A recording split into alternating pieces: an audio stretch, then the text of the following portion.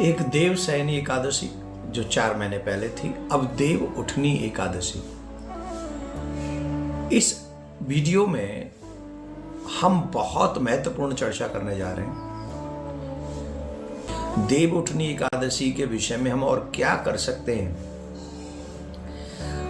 ऐसा क्या पूजा करें जिससे हमारी मनोवांछित इच्छा पूरी हो जाए, विशेष इच्छाएं किस बात से पूरी होंगी और कैसे भगवान नारायण को हम मना सकते हैं। इन सब विषयों पे हम इस वीडियो में चर्चा करेंगे। तो आप सभी को मेरा प्यार भरा राधे राधे।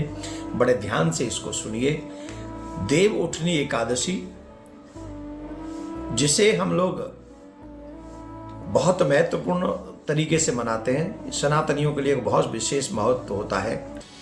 एकादशी तिथि के दिन भगवान विष्णु की प्राप्ति के लिए पानी में एक चुटकी हल्दी डालें और उसे स्नान करें। साथ ही इस दिन पीले रंग के वस्त्र पहने, क्योंकि पीला रंग भगवान विष्णु को बहुत ही पसंद है। ये तो हो गया आपका स्नान और आपका वस्त्र।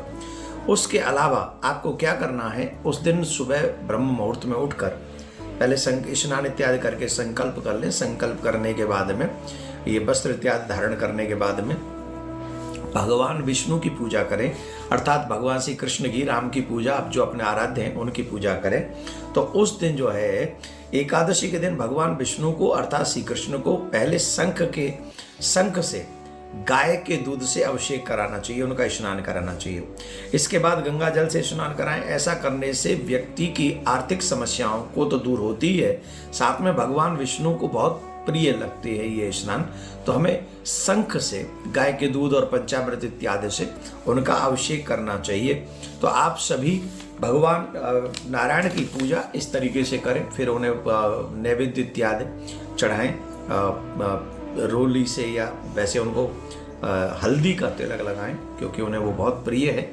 ये सब पूजा करने के बाद संकल्प लें और जो मंत्र आपके गुरुदेव ने आपको दिया है, ज़्यादा से ज़्यादा वो उस मंत्र का जाप भगवान के सामने बैठकर आप लोग करें। देव उठनी एकादशी के लिए माना जाता है कि 4 महीने के लिए भगवान विष्णु विश्राम करते हैं, भगवान नारायण विश्राम करते हैं, जिसे योग निद्रा में जाना कहते हैं। वो 4 महीने पाताल लोक में वास करते हैं और वहाँ जो 4 महीने सृष्टि का जो कार्यभार है वो भगवान शिव चलाते हैं। 4 महीने भगवान शिव इस पूरी सृष्टि की देखभाल करते हैं और नारायण 4 महीने विश्राम करते हैं। उसके बाद देव उठनी की एकादशी के बाद ही हमारे सारे कार्य सिद्ध होने लगते हैं। मतलब जो शुभ कार्य हम लोग करते हैं कि भाई शादी हो गया, मुंडन हो गया, नए घर में प्रवेश आदि हो गया, जितने भी सारे कार्य हैं फिर हम इसको करने लग जाते हैं। तो इन कार्यों को हमको करना चाहिए। तो देव उठनी एकादशी का ये बहुत बहुत महत्व है। मैं आपको कुछ चीज़ें और बता देता हूँ। देव उठनी एकादशी के दिन पीपल को जल अवश्य चढ़ाना चाहिए, क्योंकि भगवान विष्णु का पीपल में वास होता है। तो देव उठनी एकादशी को आप 1 लोटा जल ले जाएं, थोड़ा सा मिष्ठान ले जाएं और वहाँ पीपल के पेड़ के नीचे आप पीपल की जड़ में चढ़ा दें, जिससे आपकी प्रत्येक मनोकामना पूर्ण होगी। ये बहुत ध्यान रखें। एकादशी व्रत के पुण्य के समय संसार में कोई और पुण्य नहीं है। जो पुण्य सूर्य ग्रहण में दान से होता है, उससे भी कई गुना अधिक पुण्य एकादशी व्रत से होता है।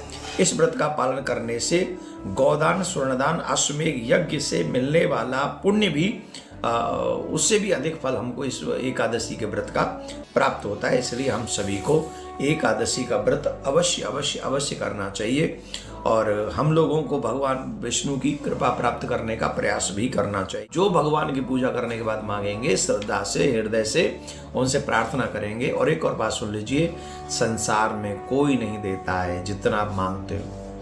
अगर दे सकता है तो परमात्मा ही आपको हर चीज़ दे सकता है। इसलिए एकादशी व्रत की तो बहुत सुंदर सुंदर कथाएं हैं। इस दिन भी एक राजा की कथा आती है कि एक राजा था, वो उसके यहाँ तो ऐसा नियम था कि वो पशुओं को भी अन्नदान नहीं करता, अन्न नहीं खाने देता था उस दिन पूरे राज्य में। तो एकादशी, वो कथा तो बहुत बड़ी है, अगर हम कहेंगे तो ये वीडियो बहुत बड़ा हो जाएगा। हम आपसे सिर्फ इतना कहेंगे कि प्रबोधनी एकादशी, देव उठनी एकादशी आप सबके लिए मंगलमय हो, शुभ हो।